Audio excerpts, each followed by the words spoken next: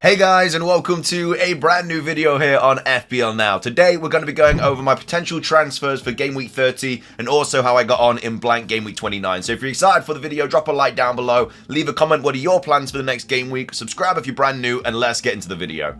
So starting things off, I am of course on a red arrow. I think most people are this week. Easily the worst game week of all time. I've never scored lower than 13 points. I got 17, but I did take a hit to obviously bring in Son and Tony. So yeah, finished on 17 points with the -4, but that's still a game week rank of 2.8 mil. To be on 13 points and not be like 10 mil in the world is absolutely shocking. I had absolutely no returns apart from Martinez getting 2 bonus points. What an absolute hero, because nobody else owned him. So 5 points this week is like 20 points on a normal week. It's been that bad. But obviously I didn't play my free hit this week. I'm very happy I didn't play my free hit this week, because even though obviously I got a red arrow, I went from like 3.2k to like 4.2 or something like that. So all in all, I will gladly take that. Like, I would have been happy to stay like in the top 10k not using my free hit this week, because on paper it didn't look like I was going to really get away with it. Like, I thought Reguilon would do really well, double Burnley defense would do really well. I thought having Maddison would also go, like not having Maddison would also go against me. So it wasn't looking too good. And these players were like 70-80% effective ownership as well, like around my rank. I looked at my live rank after the deadline, and yeah, literally like all these players that blanked could have easily destroyed my rank. So I will gladly take 13 points with my free hit still intact. But yeah, let's go through my team. So Martinez got 5 points, like I say, made a save, and obviously got 2 bonus points. I don't even know why. Like Areola, I don't get the bonus point system for goalkeepers. Like Areola made more saves. I'm assuming it's because Martinez made like more passes or something like that, or like collected the ball more from like crosses and corners. But at the same time, like, I watched a bit of the game and it wasn't great from Martinez. So yeah, I don't really know, but either way, I'll take the 5 points, and it's absolutely helped me out. Obviously them conceding in like the 90 plus 10 minute or whatever was a bit worrying, because that would have put Martinez down to 2 points instead of 5, and that's a big change. I know it's only 3 points, but that was a massive swing in my favor. But yeah, luckily for me it was chalked off, so we did keep the 5 points on Martinez. Everybody else is just as you were, just 1 point and 2 points throughout the board. But again, it was all the really highly owned players that did badly this week. My one differential this week actually returned technically with the bonus points, so I couldn't really have done better. But yeah, Doherty got 1 point, came off at half-time.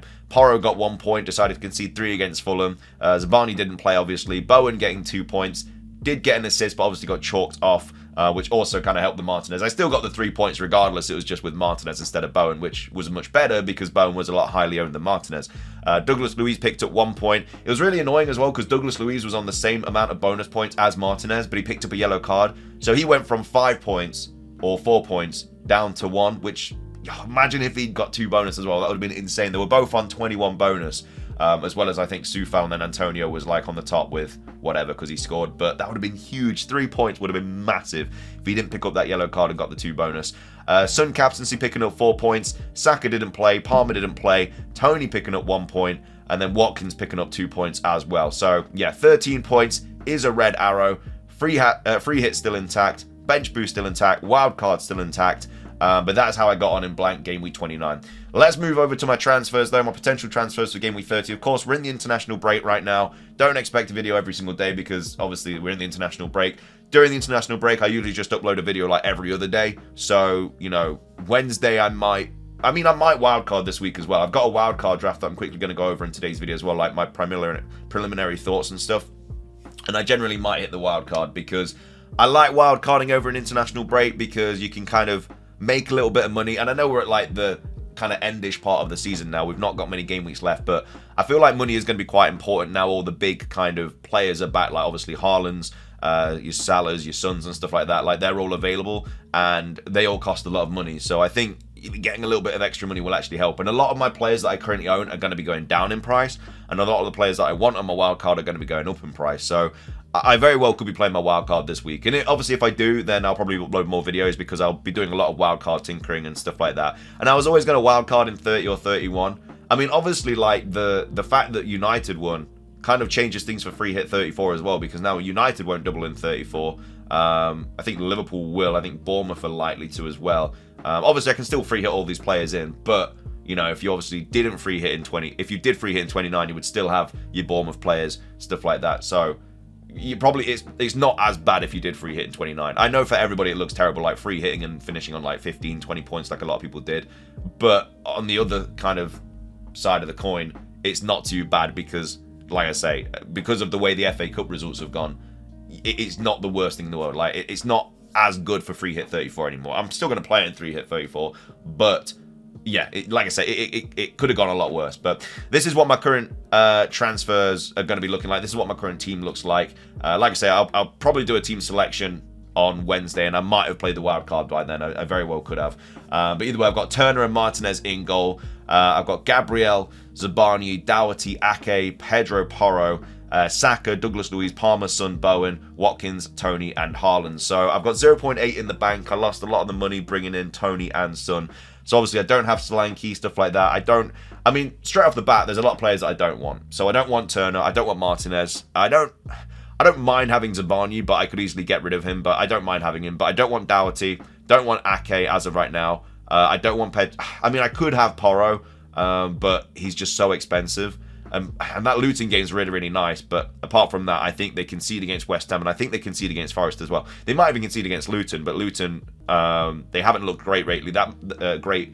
That might have been because of the fact that they were just playing so many games in such a short span of time, and they've got a lot of injuries. But either way, yeah, don't mind getting rid of Porro. Obviously, keeping Saka. Want to get rid of Luiz. Want to get rid of Bowen. Want to get rid of Tony as well. The only problem is, like, it's so much better for 31 because obviously you can just hold your Villa players like Watkins and stuff like that, and then maybe think about getting him rid of him for like City and stuff. But like I said, there's a lot of like price changes and stuff that are going to be happening over the international break. So that's like what my team's currently looking like. So on paper, I would probably just this week bring in. I mean, I've got 0.8 mil, so I can't really bring Salah in unless I'm going to take a hit. There's no point of me taking a hit though.